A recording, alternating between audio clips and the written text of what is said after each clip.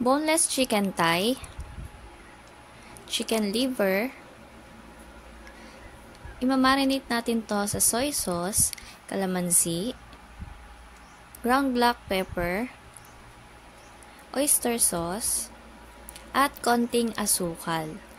Tapos, imekos-mekos na natin yan insan.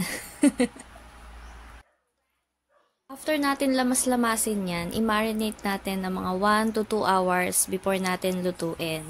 Pero sa akin, umabot siya ng overnight kasi hindi ko siya naluto kaagad. Kaya ayan, kumapit na sa manok yung lasa. Talagang kapit na kapit. At yan, maglalagay na ako ng mantika. Painitin ko lang yan. Pag mainit na, i-sear lang natin tong mga chicken. Ayan, hanggang mag-brown lang yung kabilaan. Huwag niyong piprituhing maigi yan ha. Yung mag-brown lang yung kabilaan niya. Ayan, tsaka medyo malakas dapat ang apoy dyan.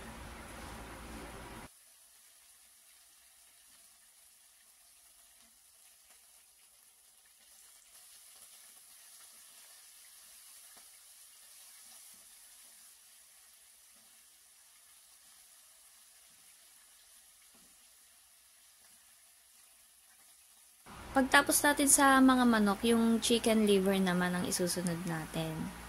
Ganon din hanggang mag-brown lang din kabilaan.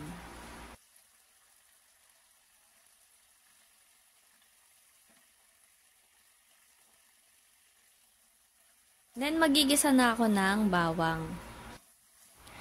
Kayo ba, naglalagay ba kayo ng bawang sa bistek? Kasi ako yung kinalakihan kong luto dati ay walang bawang, puro sibuyas lang siya. Comment nyo naman kung naglalagay kayo ng bawang sa bistek. At siya na nga, nung naamoy ko na yung aroma ng bawang, nilagay ko na rin tong sibuyas. Hindi sunog yung bawang ha, dumikit lang dyan yung mga pinagprituhan kanina. At ayan, nilagay ko na yung na-reserve na marinade. Sinimmer ko lang yun ng mga ilang minuto, tapos nilagay ko na rin tong na-sear na chicken at liver. Then mag-a-add ako ng tubig. Ayan, kayo bahala kung gaano kasabaw ang gusto ninyo. Ako medyo, yung tama lang, pero yung may maibabahog naman sa kanin. Ayun, kasi masarap yun eh. Tapos tatakpan ko lang yan at isisimmer ng ilang minuto para tuluyang maluto yung manok at yung atay.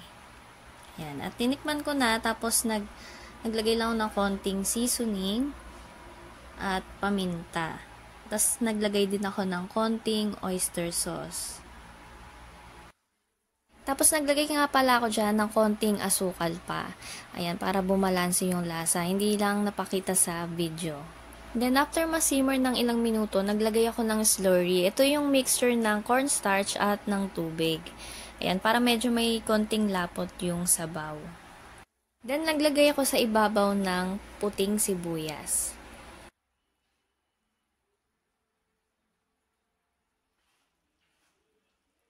At ito na ang ating chicken thigh and liver bistek.